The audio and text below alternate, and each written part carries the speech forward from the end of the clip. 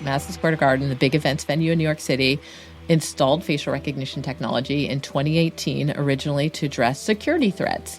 People they were worried about who'd been violent in the stadium before, or perhaps the Taylor Swift model of, known stalkers wanting to identify them if they're trying to come into concerts. But then in the last year, they realized, well, we've got this system set up. This is a great way to keep out our enemies, people that the owner, James Dolan, doesn't like, namely lawyers who work at firms that have sued him and cost him a lot of money. And I saw this. I actually went to a Rangers game with a banned lawyer, and it's, thousands of people streaming into Madison Square Garden. We walk through the door, put our bags down in the security belt, and by the time we go to pick them up, a security guard has approached us and told her she's not welcome in.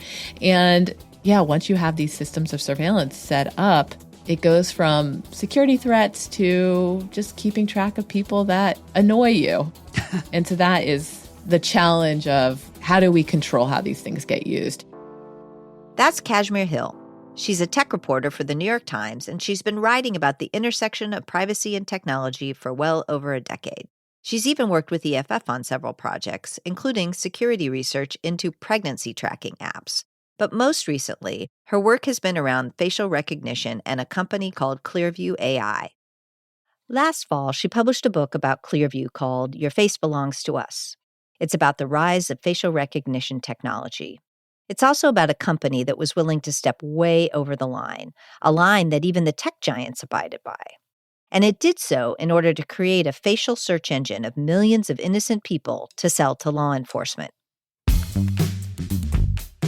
I'm Cindy Cohn, the Executive Director of the Electronic Frontier Foundation.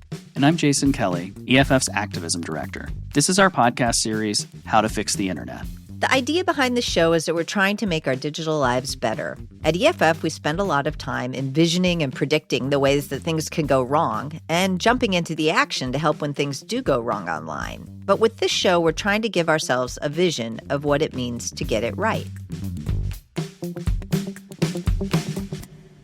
It's easy to talk about facial recognition as leading towards a sci-fi dystopia, but many of us use it in benign and even helpful ways every day. Maybe you just used it to unlock your phone before you hit play on this podcast episode.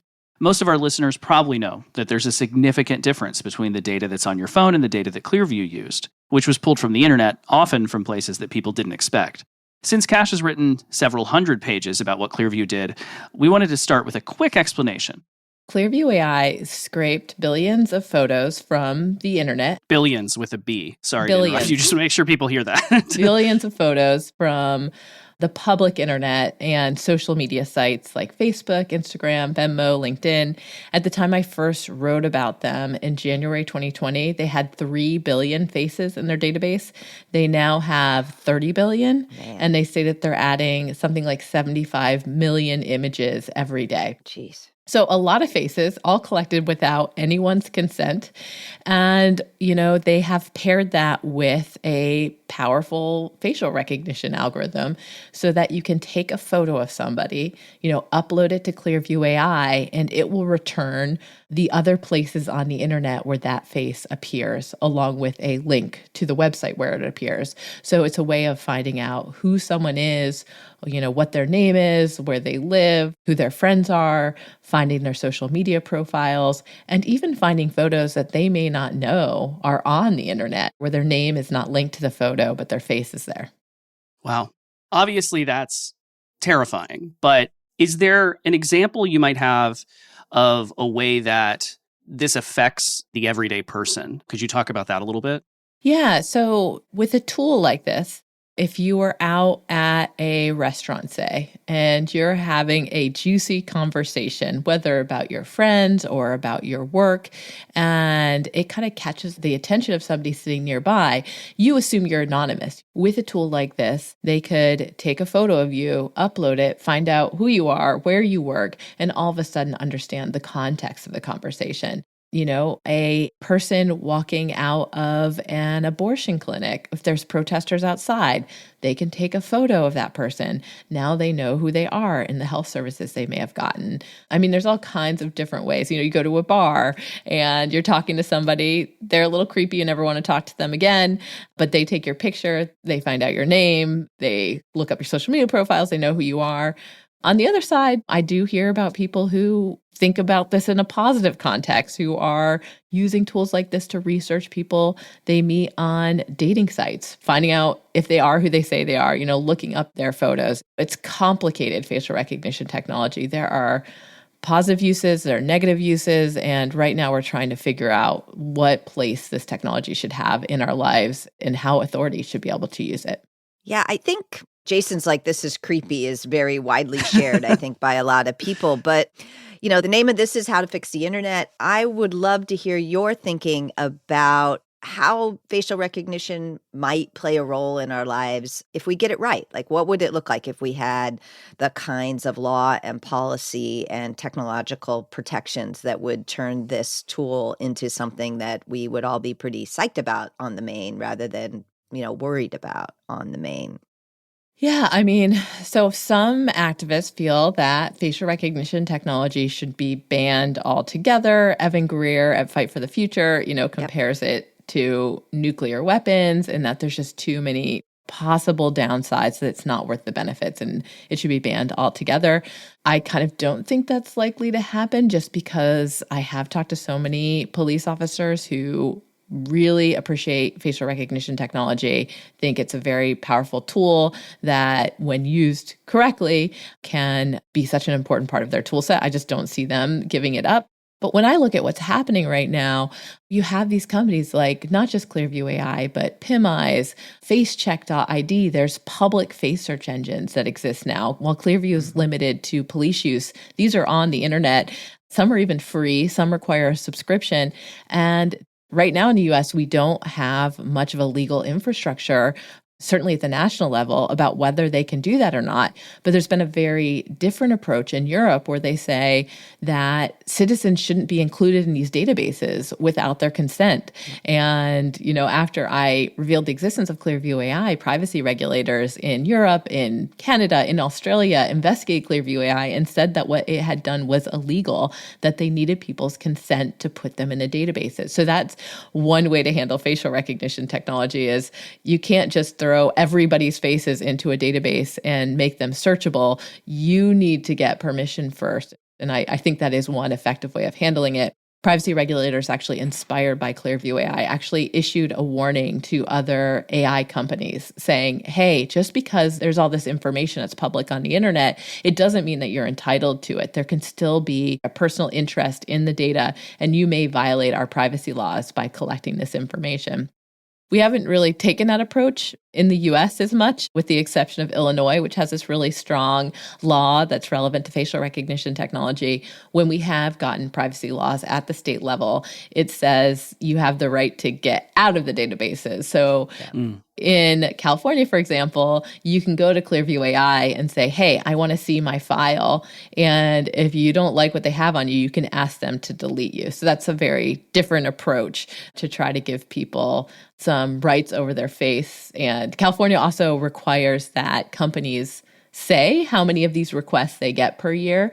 And so I looked, and in the last 2 years, fewer than 1,000 Californians have asked to delete themselves from Clearview's database. And, California's population is very much bigger than that, I think 34 million people or so. And so I'm not sure how effective those laws are at protecting people at large.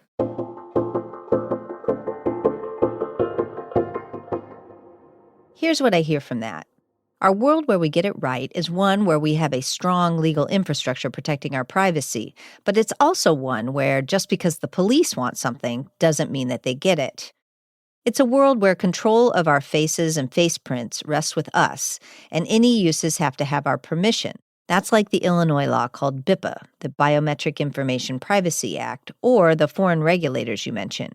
It also means that a company like Venmo cannot just put our faces onto the public internet, and a company like Clearview cannot just copy them. Neither can happen without our affirmative permission. I think of technologies like this as needing to have good answers to two questions. Number one, who is the technology serving? Who benefits if the technology gets it right? And number two, who is harmed if it doesn't get it right? For police use of facial recognition, the answers to both of these questions are bad. Regular people don't benefit from the police having their faces in what has been called a perpetual lineup. And if the technology doesn't work, People can pay a very heavy price of being wrongly arrested, as you document in your book, Cash. But for facial recognition technology allowing me to unlock my phone and manipulate apps like digital credit cards, I benefit by having an easy way to lock and use my phone. And if the technology doesn't work, I just have to put in my password, so it's not catastrophic. But how does that compare to your view of a fixed facial recognition world, Cash? Well, I'm not a policymaker. I am a journalist. So I kind of see my job as here's what has happened. Here's how we got here. And here's how different people are dealing with it and trying to solve it. One thing that was interesting to me, you brought up Venmo, is that Venmo was one of the very first places that the kind of technical creator of Clearview AI, Juan Tontat, one of the first places he talked about getting faces from. And this was interesting to me as a privacy reporter because I very much remembered this criticism that the privacy community had for Venmo that, when you've signed up for this social payment site, they made everything public by default, all of your transactions, like who you were sending money to. And there was such big pushback saying, hey, people don't realize that you're making this public by default. They don't realize that the whole world can see this. They don't understand, how that could come back to be used against them. And, some of the initial uses were, people who were sending each other Venmo transactions and like putting syringes in it and cannabis leaves and how that got used in criminal trials. But what's interesting with Clearview is that Venmo actually had this iPhone on their homepage on Venmo.com, and they would show real transactions that were happening on the network. And it included people's profile photos and a link to their profile. So Juan Tontat sent this scraper to Venmo.com, and he would just hit it every few seconds and pull down the photos and the links to the profile photos. And he got, millions of faces this way. Wow. And he says he remembered that the privacy people were kind of annoyed about Venmo making everything public. And he said it took them years to change it, though. We were very upset. Yeah, we had them we had a little list called Fix It Already in 2019. It wasn't little, it was actually quite long for like kind of major privacy and other problems in tech companies. And the Venmo one was on there, right? In 2019, I think was when we launched it. 2021, they fixed it. But that was right in between there was right when all that scraping happened. And Venmo is certainly not alone in terms of forcing everyone to make their profile photos public. Facebook did that as well. But it was interesting when I, exposed Clearview AI and said, here are some of the companies that they scraped from. Venmo and also Facebook and LinkedIn, Google sent Clearview cease and desist letters and said, hey, you violated our terms of service in collecting this data. We want you to delete it. And people often ask, well, then what happened after that? And as far as I know, Clearview did not change their practices. And these companies never did anything else beyond the cease and desist letters. Wow. They didn't sue Clearview. And so, it's clear that the companies alone are not going to be protecting our data. And, they've pushed us to be more public. And now that is kind of coming full circle in a way that I don't think people, when they were putting their photos on the internet, were expecting this to happen. I think we should start from the source, which is why are they gathering all these faces in the first place? The companies, why are they urging you to put your face next to your financial transactions? There's no need for your face to be next to a financial transaction. Even in social media and other kinds of situations, there's no need for it to be public. People are getting disempowered because there's a lack of privacy protection to begin with, and the companies are taking advantage of that and then turning around and pretending like they're upset about scraping, which I think is all they did with the Clearview thing. Like, there's problems all the way down here. But I don't think that, from our perspective, the answer isn't to make scraping, which is often over limited, even more limited. The answer is to try to give people back control over these images. And I get it. I mean, I know why Venmo wants photos. I mean, when I use Venmo and I'm paying someone for the first time, I want to see that this is the face of the person I know before I send it to, at happy, nappy on Venmo. So it's part of the trust, but it does seem like you could have a different architecture. So it doesn't necessarily mean that you're showing your face to the entire, world. Maybe you could just be showing it to the people that you're doing transactions with. What we were pushing Venmo to do was what you mentioned, was make it not public by default. And what I think is interesting about that campaign is that at the time, we were worried about one thing, that the ability to sort of comb through these financial transactions and get information from people. We weren't worried about, or at least I don't think we talked much about, the public photos being available. And it's interesting to me that there are so many ways that public defaults and that privacy settings can impact people that we don't even know about yet, right?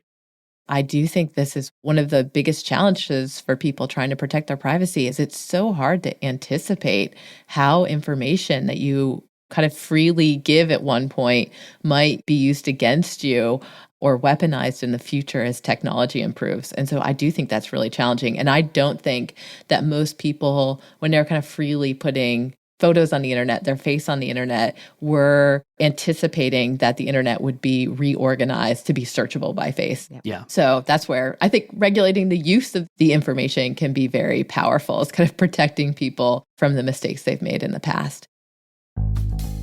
Let's take a quick moment to say thank you to our sponsor. How to Fix the Internet is supported by the Alfred P. Sloan Foundation's program in public understanding of science and technology, enriching people's lives through a keener appreciation of our increasingly technological world and portraying the complex humanity of scientists, engineers, and mathematicians.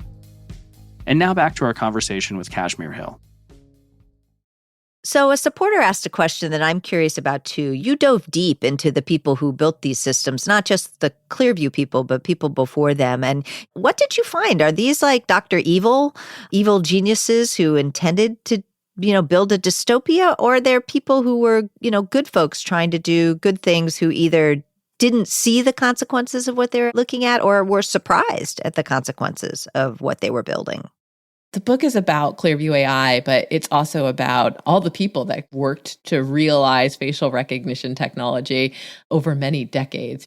The government was trying to get computers to be able to recognize human faces in Silicon Valley before it was even called Silicon Valley. The CIA was, funding early engineers there to try to do it with those huge computers, which, in the early 1960s weren't able to do it very well. But I kind of went back and asked people that were working on this. So for so many years when it was very clunky and it did not work very well, were you thinking about what you are working towards, a kind of a world in which everybody is easily tracked by face, easily recognizable by face?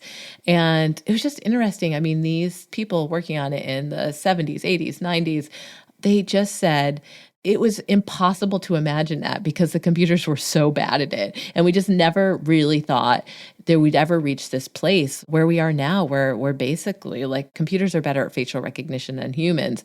And so this was really striking to me. And I think this happens a lot where people are working on a technology and they just want to solve that puzzle, complete that technical challenge. And they're not thinking through the implications of what if they're successful. And so this one, a philosopher of science I talked to, Heather Douglas, called this technical sweetness. I love that term. This kind of motivation where it's just I need to solve this, the kind of Jurassic Park, the Jurassic Park dilemma where it's whoa, but it'd be really cool if we brought the dinosaurs back. So that was striking to me. And all of these people that were working on this, I don't think any of them saw something like Clearview AI coming. And when I first heard about Clearview AI, the startup that had scraped the entire internet and kind of made it searchable by face, I was thinking there must be some, technological mastermind here who was able to do this before the big companies, the Facebooks, the Googles. How did they do it first? And what I would come to figure out is that what they did was more of an ethical breakthrough than a technological breakthrough. Companies like Google and Facebook had developed this internally.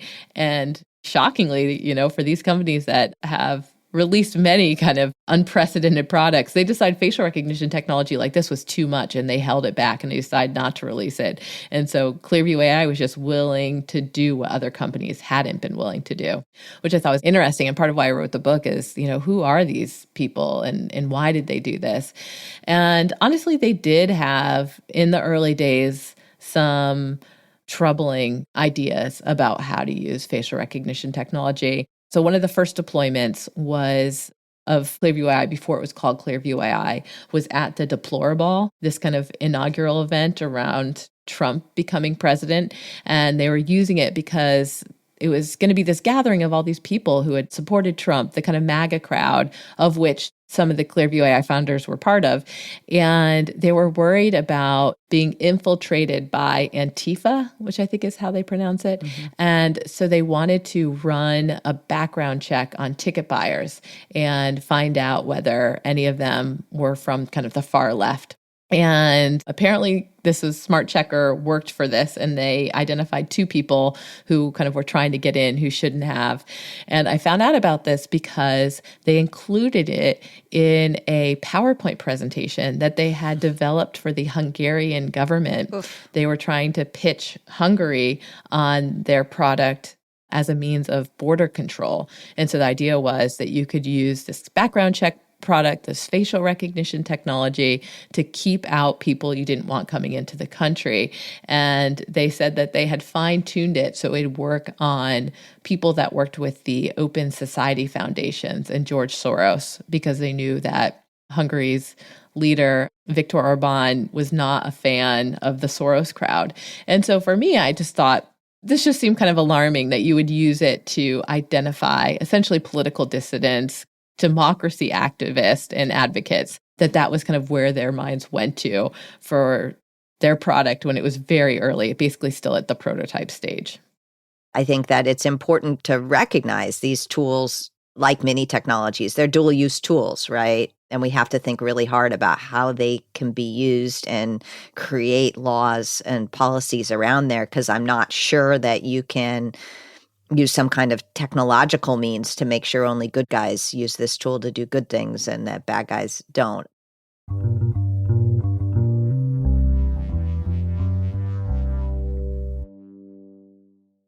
One of the things that you mentioned about sort of government research into facial recognition reminds me that shortly after you put out your first story on Clearview in January of 2020, I think, we put out a website called Who Has Your Face, which we'd been doing research for, I don't know, 4 to 6 months or something before that was specifically trying to let people know which government entities had access to your, let's say, DMV photo or your passport photo for facial recognition purposes.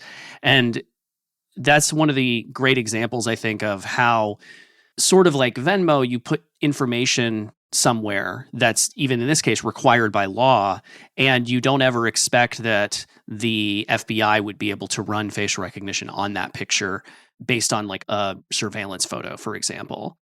So it makes me think of 2 things. And one is, as part of the book, I was looking back at the history of the U.S. thinking about facial recognition technology and setting up guardrails, or for the most part, not setting up guardrails. And there was this hearing about it more than a decade ago. I think actually Jen Lynch from the EFF testified at it. Yep. And it was like 10 years ago when facial recognition technology was first getting kind of good enough to get deployed.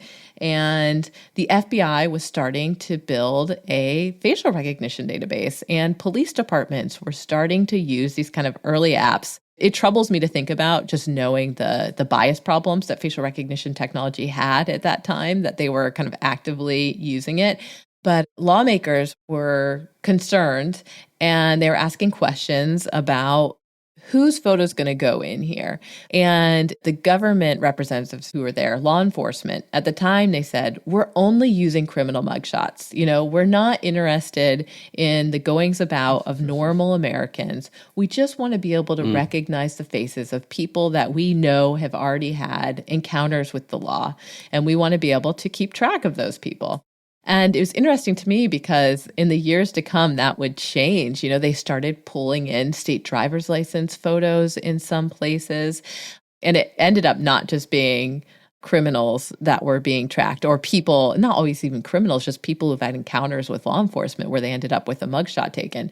But that is the kind of frog boiling of, well, we'll just start out with some of these photos, and then, we'll add in some state driver's license photos, and then we'll start using a company called Clearview AI that scraped the entire internet, everybody on the planet in this facial recognition database. So it just speaks to this challenge of controlling it, this kind of surveillance creep where once you start setting up the system, you just want to pull in more and more data and you want to surveil people in more and more ways.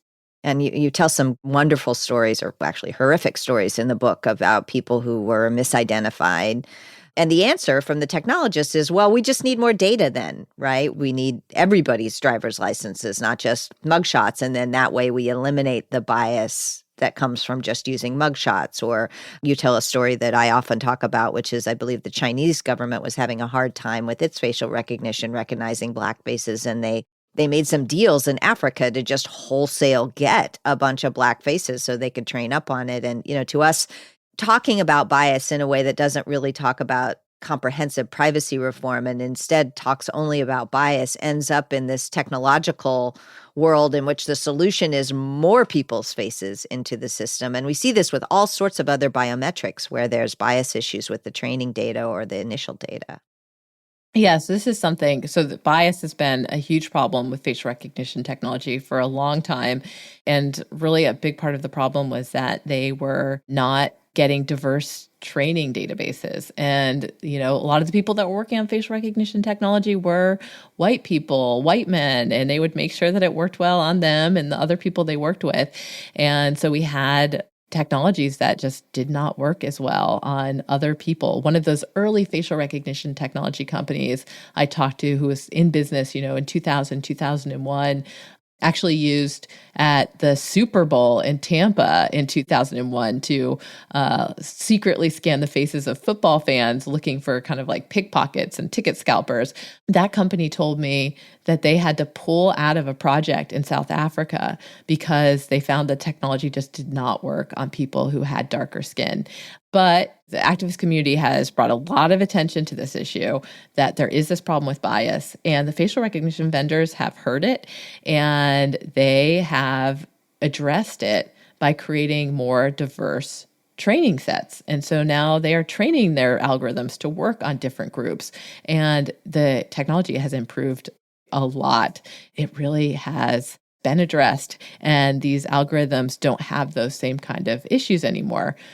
Despite that, the handful of wrongful arrests that I've covered where people are arrested for the crime of looking like someone else, they've all involved people who are Black. One woman so far, a woman who was 8 months pregnant, arrested for carjacking and robbery on a Thursday morning while she was getting her 2 kids ready for school. And so, even if you fix, the bias problem in the algorithms, you're still going to have the issue of, well, who is this technology deployed on? Yep. Who is this used to police? And so, yeah, I think it'll still be a problem. And then there's just these bigger questions of the civil liberty questions that still need to be addressed. Do we want police using facial recognition technology? And if so, what should the limitations be?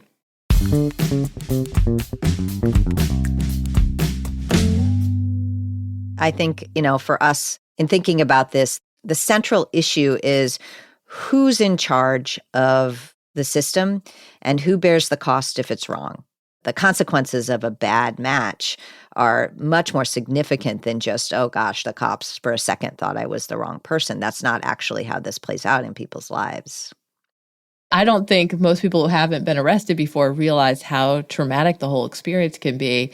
I talk about Robert Williams in the book, who was arrested after he got home from work in front of all of his neighbors, in front of his wife and his 2 young daughters, spent the night in jail, was charged, had to hire a lawyer to defend him. Same thing, Portia Woodruff, the woman who was pregnant, taken to jail, charged, even though the woman who they were looking for had committed the crime the month before and was not visibly pregnant. I mean, it was so clear they had the wrong person. And yet she had to hire a lawyer, fight the charges, and she wound up in the hospital after being detained all day because she was so stressed out and dehydrated. And so, when you have people that are relying too heavily on the facial recognition technology and not doing proper investigations, this can have a very harmful effect on individual people's lives. Yeah, one of my hopes is that that those of us who are involved in tech trying to get privacy laws passed and other kinds of things passed can have some knock-on effects on trying to make the criminal justice system better. We shouldn't just be coming in and talking about the technological piece, right? Because it's all a part of a system that itself needs reform. And so I think it's important that we recognize that as well and not just try to extricate the technological piece from the rest of the system. And that's why I think EFF's come to the position that governmental use of this is so problematic that it's difficult to imagine a world in which it's fixed.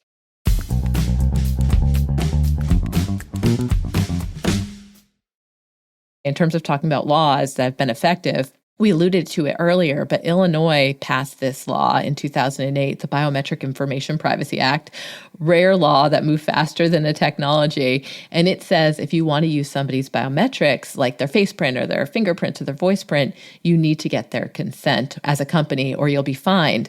And so Madison Square Garden is using facial recognition technology to keep out security threats and lawyers at all of its New York City venues. The Beacon Theater, Radio City Music Hall, Madison Square Garden.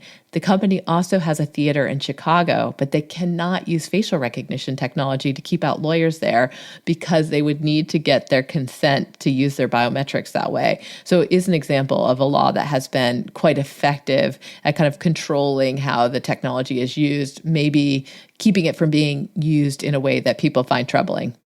Yeah, I think that's a really important point. I think sometimes people in technology despair that law can really ever do anything, and they think technological solutions are the only ones that really work. And I think it's important to point out that, that's not always true. And the other point that you make in your book about this that I really appreciate is the Wiretap Act, right? That the reason that all of this stuff is, that we're seeing, a lot of this stuff that we're seeing is visual and not voice. You can do voice prints too, just like you can do face prints, but we don't see that. And the reason we don't see that is because we actually have a very strong federal and state laws around wiretapping that prevent the collection of this kind of information except in certain circumstances. Now, I would like to see those circumstances expanded, but it still exists. And I think that recognizing that we do have legal structures that have provided us some protection, even as we work to make them better, is kind of an important thing for people who kind of swim in tech to recognize. Laws work is one of the themes of the book. Thank you so much, Kash, for joining us. It was really fun to talk about this important topic. Thanks for having me on. It's great. I really appreciate the work that EFF does and just talking to you all for so many stories. So thank you. That was a really fun conversation because I loved that book. The story is extremely interesting, and I really enjoyed being able to talk to her about the specific issues that sort of we see in this story, which I know we can apply to all kinds of other stories and technical developments and technological advancements that we're thinking about all the time at EFF. Yeah, I think that it's great to have somebody like Kashmir dive deep into something that we spend a lot of time talking about at EFF, and, not just facial recognition, but artificial intelligence and machine learning systems more broadly, and really give us the history of it and the story behind it so that we can ground our thinking in more reality. And, it ends up being a rollicking good story. Yeah, I mean, what surprised me is that I think most of us saw that facial recognition sort of exploded really quickly, but it didn't actually. A lot of the book she writes is about the history of its development. And, we could have been thinking about how to resolve the potential issues with facial recognition decades ago, but no one sort of expected that this would blow up in the way that it did until it kind of did. And I really thought it was interesting that her explanation of how it blew up so fast wasn't really a technical development as much as an ethical one. Yeah, I love that perspective. I mean, it's right? a terrible thing, but it is helpful to think about, right? Yeah, and it reminds me again of the thing that we talk about a lot, which is Larry Lessig's articulation of the kind of 4 ways that you can control behavior online. There's markets, there's laws, there's norms, and there's architecture. In this system, we had norms that were driven across. The thing that Clearview did, that she says, wasn't a technical breakthrough, it was an ethical breakthrough. I think it points the way towards, where you might need laws. Mm-hmm. There's also an architecture piece, though. If Venmo hadn't set up its system so that everybody's faces were easily made public and scrapable, that architectural decision could have had a pretty big impact on how fast this company was able to scale and where they could look. So we've got an architecture piece, we've got a norms piece, we've got a lack of laws piece. It's very clear that a comprehensive privacy law would have been very helpful here. And then there's the other piece about markets, right? When you're selling into the law enforcement market, which is where Clearview finally found purchase, that's an extremely powerful market, and it ends up distorting the other ones. Exactly. Once law enforcement decides they want something. I mean, when I asked Cash, what do you think about ideas about banning facial recognition? She said, well, I think law enforcement really likes it, and so I don't think it'll be banned. And what that tells us is this particular market can trump all the other pieces. And I think we see that in a lot of the work we do at EFF as well. We need to carve out a better space such that we can actually say no to law enforcement rather than, well, if law enforcement wants it, then we're done in terms of things. And I think that's really shown by this story. Thanks for joining us for this episode of How to Fix the Internet. If you have feedback or suggestions, we'd love to hear from you. Visit EFF.org/podcast and click on Listener Feedback. While you're there, you can become a member, donate, maybe pick up some merch, and just see what's happening in digital rights this week and every week. This podcast is licensed Creative Commons Attribution 4.0 International and includes music licensed Creative Commons Attribution 3.0 unported by their creators. In this episode, you heard Cult Orin by Alex featuring Starfrosh and Jerry Spoon, and Drops of H2O, the filtered water treatment, by Jay Lang featuring Airtone. You can find links to their music in our episode notes or on our website at EFF.org/podcast. Our theme music is by Nat Keefe of Beatmower with Reed Mathis. How to Fix the Internet is supported by the Alfred P. Sloan Foundation's Program in Public Understanding of Science and Technology. We'll see you next time. I'm Jason Kelley. And I'm Cindy Cohen.